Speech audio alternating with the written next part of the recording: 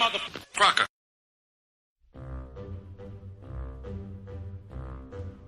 The Jell-O Program, starring Jack Benny with Mary Livingston and Phil Harris and his orchestra. Thank you. This is Groucho Marx. Well, here I am, stepping in over my head again. With Fibber McGee and Molly. Folks, this is just as new to me as it is to you. Hello? Hello, Mr. Benny. This is Rochester. The Great Gildersleeve. Well, what an original greeting. Hello and welcome to another week of comedy, funny, haha, on Dwayne Old Time Radio. One thing, please subscribe to my channel. If you enjoy what I'm doing, subscribing is 100% free. Also, one more thing, if you have a few seconds or 1 minute, please leave a review on your preferred podcast service, especially if you're on Apple, Spotify, or really just your preferred podcast service. Thank you and hope you enjoy. Fibber McGee and Molly, if I can say it correctly, Fibber McGee and Molly returned this week with their episode titled Cold Weather Out of Coal. Cold Weather Out of Coal. This one aired February 14th, my goodness, February 14th, 1939. Johnson Wax Program.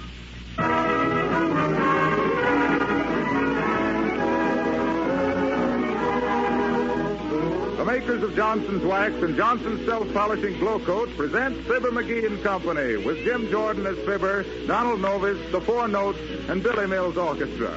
The show opens with This Is It.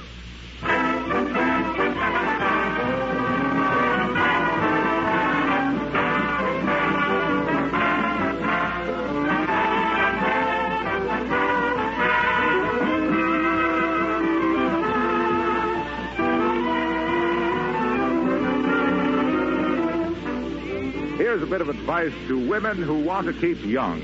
Don't wear yourself out scrubbing floors, or you'll be old before your time. Save yourself all this unnecessary back-breaking work by protecting your linoleum and floors with Johnson's Self-Polishing Glow Coat. Once your floors are wearing a bright glow coat polish, they won't need scrubbing. Dirt cannot become embedded in this shining surface. A dry duster or a damp cloth will quickly take away all dirt and stains. Johnson's Glow Coat is making life pleasanter for millions of housewives. So why not adopt this easy Glow Coat method of keeping all your floors beautiful and spotless? Remember, you don't have to do any rubbing or buffing when you use Johnson's Glow Coat. Just apply and let dry.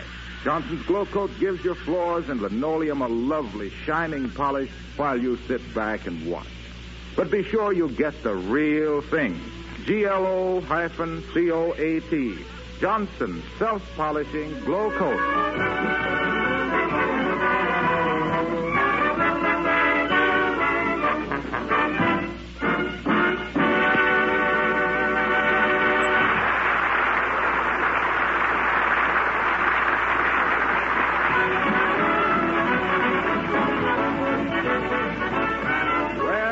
Bitter, cold, wintry day in Wistful Vista. The snow is 2 feet deep on the level, and in places it has drifted 4 or 5 feet deep, and that's also on the level.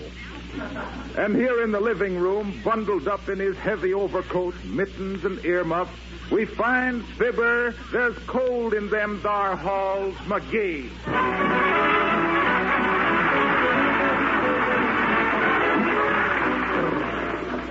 Boy, am I cold. Ooh. I ain't had such a chill since I asked the bank for that last loan. And snowed in, too. I'm macarooned. That coal I ordered don't get here pretty quick. I'll get it. What do I mean, I'll get it? I'm the only one here. Except I've only been snowbound overnight, and here I am talking to myself. Admiral Byrd, or Fibber McGee speaking. Who? The Wistful Vista Coal Company. Well, say, where's my coal? Huh?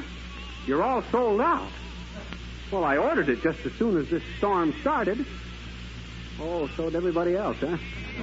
Well, make it as snappy as you can, Bud. Okay. fine state of how do you do. Furnace out, water pipes frozen. Well, must be some Eskimo magazine salesman working his way through Blubber College. Come in. Welcome to the Shea Frostbite, Bud. What can I do for you? Is this Fibber McGee's joint? Yes, it is, Bud. I'm Fibber McGee, in person, 3 sweaters, 2 shirts, and an overcoat. Well, did you call up a plumber to come and thaw out the pipes? I think you better go to work on your own.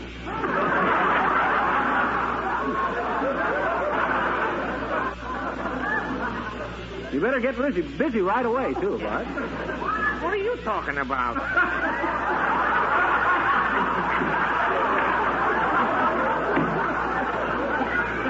That's fun. I ain't the plumber, though, you see. Oh. He just asked me to stop by and leave his tool. Oh, I see. Yeah, he'll be over later.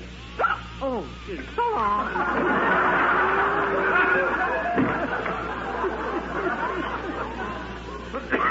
Well, he left enough tools. Maybe he thought I wanted him to fix Boulder Dam. I never saw so many Hello plumbers. there, Johnny. How'd you like to have your sidewalk shoveled off? I certainly would, old-timer. Hey, I says yes, I would. so would I. Who can we get to do it? Say, did you ever see such chilly weather? The groundhog must have come out and seen Boris Karloff's shadow. That's pretty good, Johnny. But that ain't the way I heard it. The way I heard it, one feller says to the other feller, see, he says, see, it's cold in here, Johnny. Why don't you build a fire? I can't, old-timer. My coal bin is emptier than a campaign promise. Oh, that's different. See, he says, what's the biggest bird in the world? Search me, admits t'other feller. It's a ostrich, ain't it? Nope, chortles the first feller. It's a Bronx cheer from a Ubangi.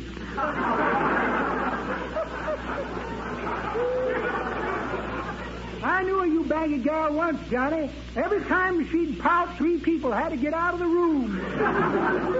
That's enough of your lip, old-timer. Say, do something for me, will you? Hey, Do something for me. Go to the basement and see if you can start a fire. Chop something up if you have to. I'll do it, Johnny. Which way's the basement? Underneath the house. Well, we used to have it up on the roof, but it was too far for the mice to walk. Don't get snippy, Johnny. Remember, I'm twice your age. Yeah, but you're only half my size. Go on, get busy. All righty.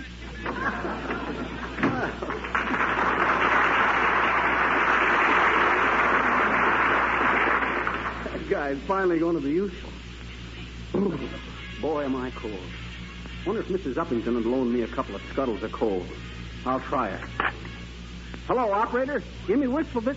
Oh, is that you, Mert? How's things, Mert? Sure is cold, ain't it? Hey, Mert, can you see that statue of General Grant from your window? Well, take a look and see if he's got his hands in his pockets. Huh? Huh? He's got down off his horse and is stamping around, huh? Boy, it's colder than I thought.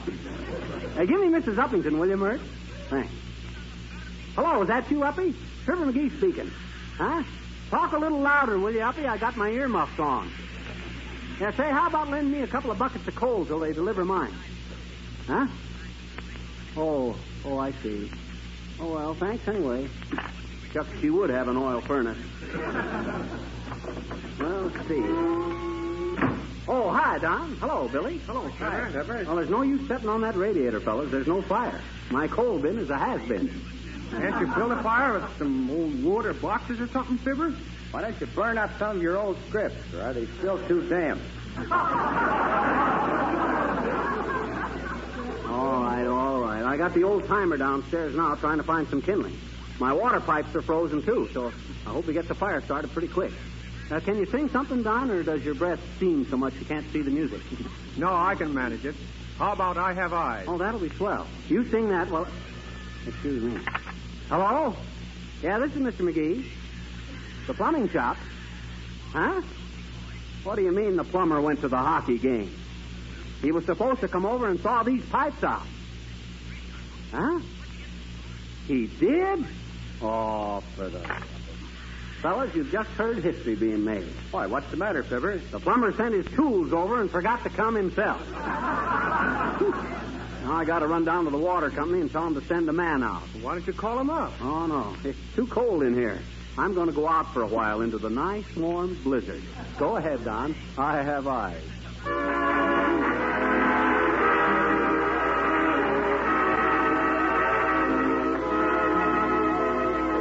I have eyes to see with, but they see only you. For you have eyes that put the very stars to shame. I have lips to sigh with, what else am I to do? When you have lips that fill my very soul with flame.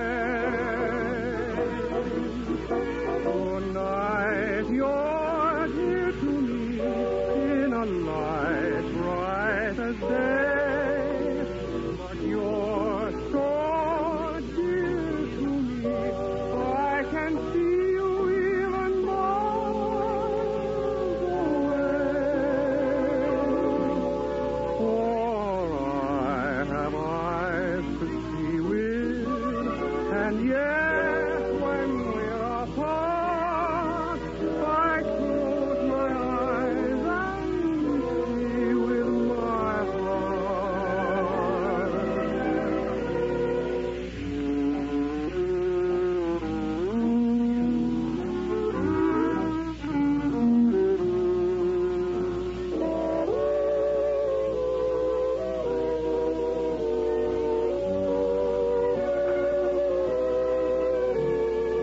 I have eyes to see with, and yet when we're apart, I close my eyes and see with my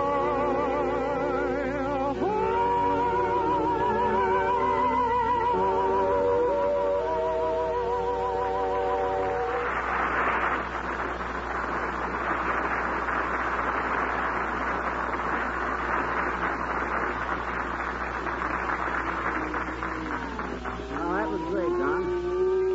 Oh, it's cold. Although I don't know if I done right by letting you sing out here in this blizzard, Don. I shouldn't expose you to the elements like this. What was that?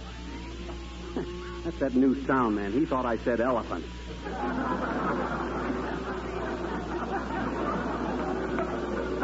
Elements, Joe. I'm sorry. That's better. Well, this is as far as I go, fellas. Here's the water company, though it's probably the ice company now. I'll see you later. Who'd you want to see? I want to see somebody about my water pipes being froze. Well, I'm sorry, sir. We don't do that type of work. If you want your pipes frozen, you'll have to go elsewhere. But, Red, if they are frozen, I want them thawed out. Oh, I see. How long have they been frozen, sir? All night and all morning. Well, don't worry then. They say a man can go 3 days without water. I suppose if I really got a hump on myself, I could go 7. Who's the manager of this water company, sis? Mr. Van Meter. Just a minute. I'll see if he's through with the directors' meeting. All right, boys. Heads, we declare dividend this year. Tails, we don't. Ready? Ready. Heads. Shall we declare the dividend, gentlemen? Or shall we make it 2 out of 3? Mr. Van Meter's still in the directors' meeting, sir. Will you wait? Yeah, I'll wait. You might want to draw straws to see how much they raise the rate of all the dumb things. Excuse me, sir. Wistful Vista Water Company. What is it, madam? Oh, there's a fish caught in your water pipe. Well, turn the faucet again in half an hour, madam. We'll send you a slice of lemon. Oh, that's nice service. You can't send a chicken through my water pipes about Sunday, can you, sis? I could use them. Oh, Miss Cadwell. Anyone to see me? Me, Bud. I want to talk to you. Certainly. Just step into my office. Okay, Bud. Now then, sit right down, sir. Have a cigar. Thanks, I got one. You got two?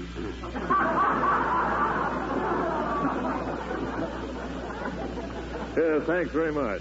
Now, what was it, please? My water pipes are froze up. Is that so? Due to the cold weather, I presume. That's a slick deduction, Bud. I'll bet you make your own Valentines the way you cut right to the heart of things. Very good. Let me check over your account, Mr. McGee. Incidentally, Bud, that water meter you got in my house runs awful fast. Who installed that thing? The boyfriend of the whirling dervish? I don't think so, no. Oh, here's your account, McGee. Oh, yeah.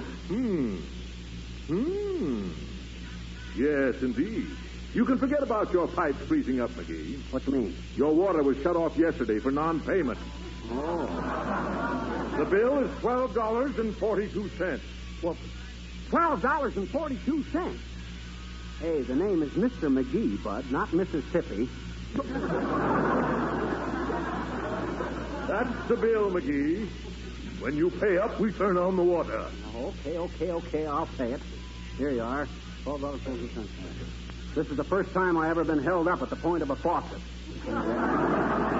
You certainly make a fine manager of a water company, you big drip. $12.42. Why, for that dough, I could buy the Mediterranean Sea with Gibraltar thrown in for a rock garden. All of that. Well, how do you do, Mr. McGee? Ooh, hi, Mrs. Ellington. Yeah, kind of a raw day for you to be out, ain't it, Uppy? Oh, no, indeed. I don't mind it a bit, really. Horatio says. Oh, that silly boy. Good guy. He is so sentimental. But Horatio says this weather puts roses in my cheeks. Isn't that romantic? Now, where is old Boomer? Well, Mr. McGee, he's gone to buy me a Valentine. Oh, isn't that sweet? And such an expensive one, too. $50. $50? Yes, just for a Valentine. He must think a dreadful lot of me. Oh, yeah. And really, it embarrassed the poor boy so much when he borrowed the money from me.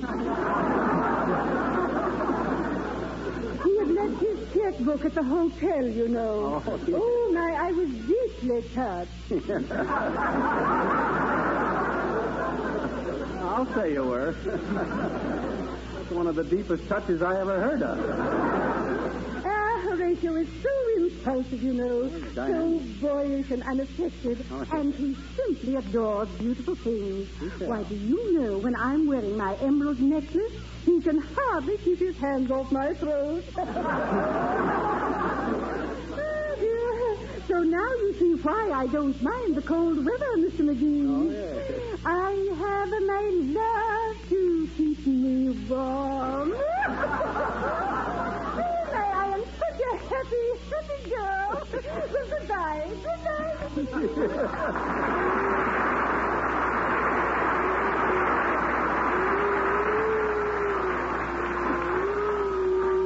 Slap-happy girl. She's got her love to keep her warm. Old Boomer, the deadbeat of her heart.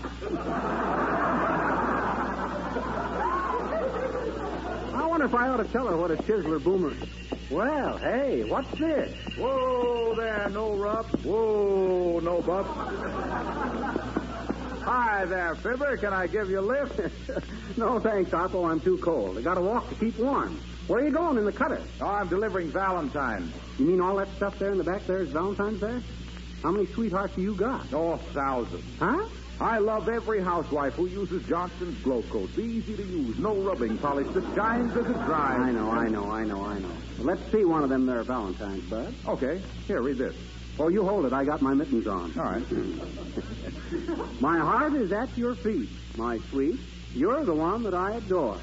May our course of love be bright and smooth as the glow coat on your floor. Say, that ain't bad, Harpo. Oh, read the next verse. Okay, hold it still. All right. If you could take a shine to me, To you, I'll bring a shine that's a joy to you. So don't refuse to be my Valentine. Signed, S.C. Johnson & Son, Racine, Wisconsin. Per Cupid Wilcox.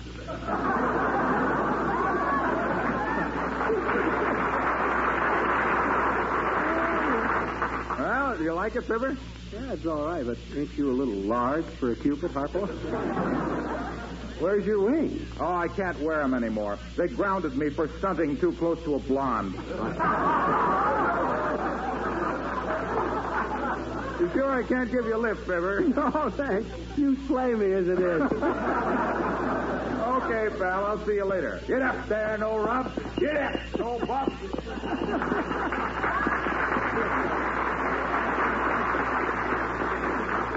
Great guy, Harpo. He even come over and put Johnson's wax on my grandfather's clock so I wouldn't have a dull moment. Oh, it's cold. Now that I got my water turned on again, I better be getting home and see how the old man is getting along with the fire. I won't have any hot water for my cold shower tomorrow morning. Well, for Slim's sake, hello there, Fizzer. Oh, hi, Nick. Yeah, it's chilly, ain't it? Where are you going with the ice skates, Nick? Oh, some of my kids are learning to teach me how to be a winter sportsmanship. And believe me, Fizzer, I'm learning how to skate from the bottom up, if I know what you mean. Well, I have a rough idea. You have a wonderful time with them 6 kids of yours, don't you, Nick? Oh, sure. They're a good bunch of squeegees. As I was saying to Mrs. DePopulis at breakfast this morning, Mrs. DePopulis, I'm saying, while she is scraping the pieces of toast so loud I can't hear yourself kids. Mrs. DePopulis, I'm saying, and then she's going out in the kitchen for a jar of marmalade. Mrs. DePopulis, I'm hollering. Well, what were you hollering? Well, by that time, I'm being so exasperated, I don't know what I am saying, Fizzer. Well, I've got to be on your way because the kids are meeting me over at the rating scheme. Skating rink. So you're going to be a figure skater, are you? Well, I wouldn't go so far away as to say that, Fizzer. Figure skating is a pretty complicated proposition. I don't think I'm ever being a world champion, but I will be next best because my runners are always up. You grab me? Well, so long, Fizzer. If I don't see you again in the next week or so, what difference does it make?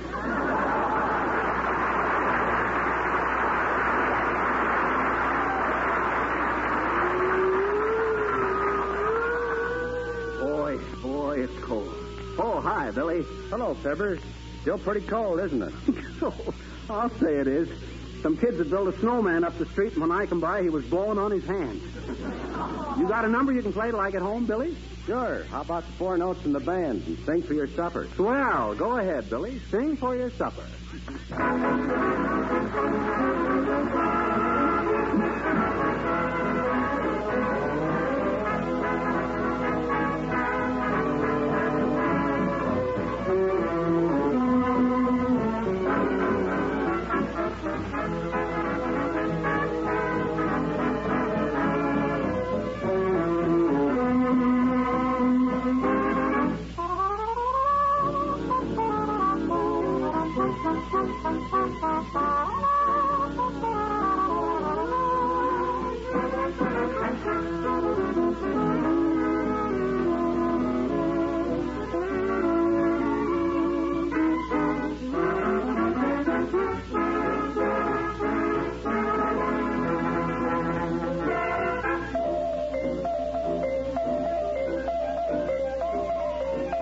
Crows do lots of things, but the canary only sings. He is Curtis on wings, so I've heard. Eagles and storks are twice as strong. All the canary knows its song. But the canary gets along. He's just a giggle bird. Sing for your supper and you get breakfast. Songbirds always eat. Its song is sweet to hear. Sing for your luncheon and you'll get dinner. Dine with wine of choice. If romance is in your voice, is in your voice I heard. From a white canary, thrilling makes a fellow willing. So little swallow, swallow now. Now's the time for you to sing. For your supper, you know songbirds are not dumb. And they don't buy a crumb of bread. It says, so sing and you will surely be fed.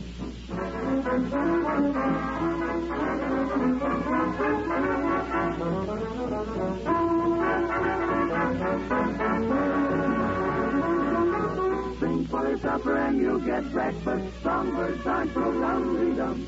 They don't even buy a crumb of bread. It says, reedy, reedy, reedy, reedy. Oh, sing for your supper. Oh, sing for your supper. Oh, sing. Sing, sing, sing.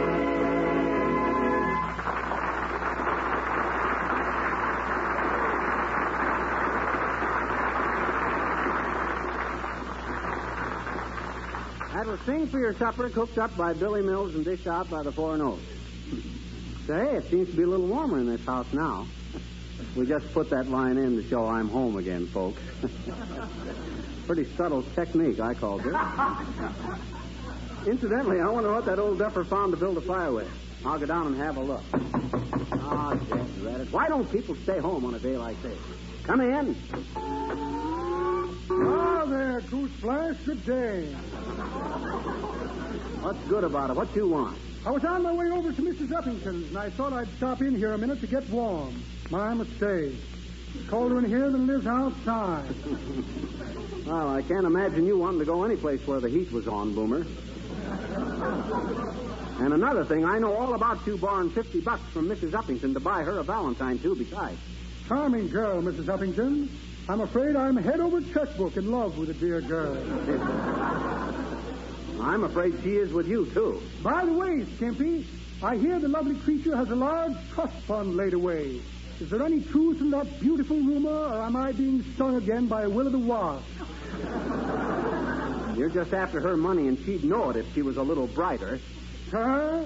You're speaking of the woman I love.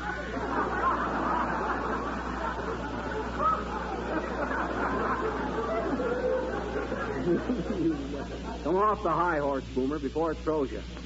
And another thing, she's going to be awful hurt if you don't come through with that $50 Valentine. You know that, don't you? Certainly. Wouldn't cause her a moment's distress, not a moment. In fact, to put that $50 into a worthy charity. The Horatio K. Boomer Home for Old and Infirm Horatio K. Boomer.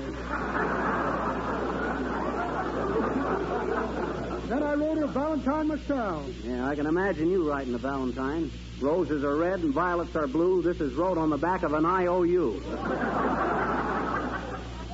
That's very good, Thackeray, very good.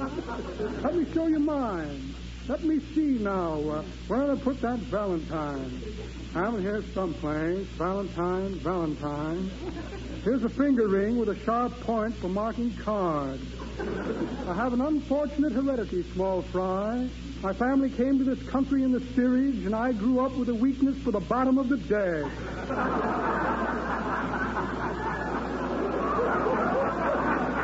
The steamship ticket to Venezuela. Lovely country, no extradition. Here's a bill from my tailor. Ignorant fellow, can't even spell reprobate. And a check for a short beard. Well, no Valentine, imagine that. Well, I guess I can talk my way out of it. Nothing like a silver tongue to engrave a little sentiment on a heart of gold. Very short. Must run along and see the dear girl before I forget it. Good day, Pogo Stick.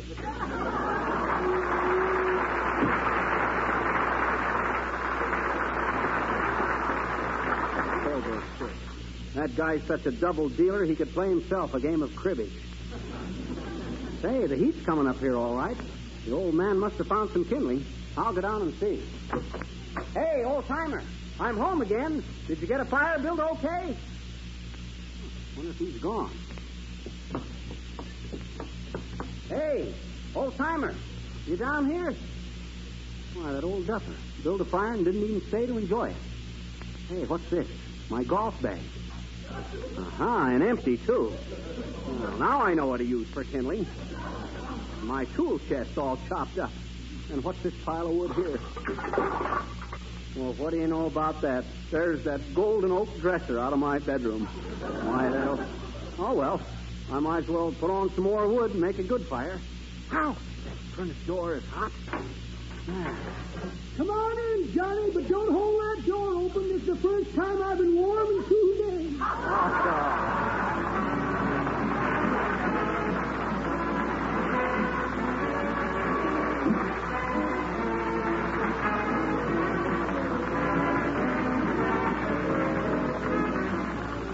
Fibber will be back in just a moment.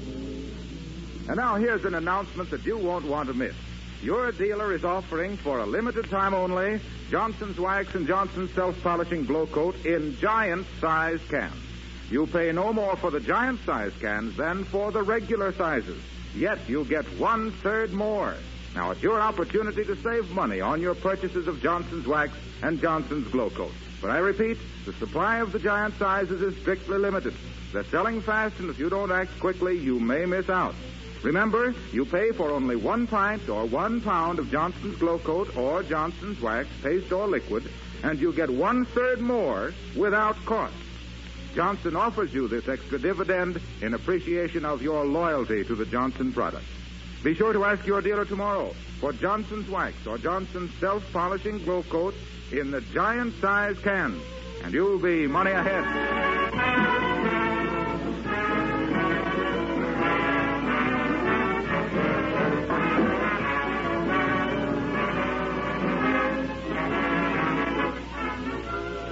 Well, folks, I ain't got the old timer out of the furnace yet, but I'm going to have Boomer come back a little later and shake him down.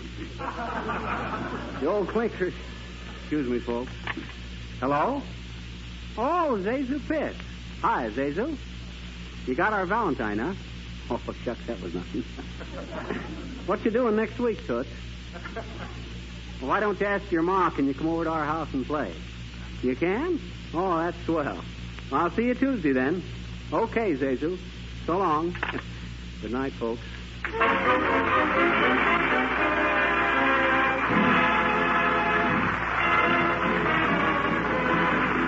is Harlow Wilcox speaking for the makers of Johnson's Wax and Johnson's Self-Polishing Glow Coat, Racine, Wisconsin, inviting you all to be with us again next Tuesday night. Good night. This is the National Broadcasting Company.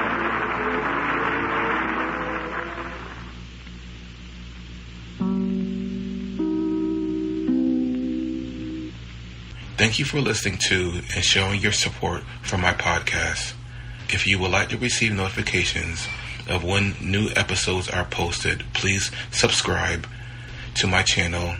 Subscriptions are 100% free, and they really help me get an idea of how I'm doing. Well, hope you enjoyed, and until next time, stay safe, wish you well, and as always, peace.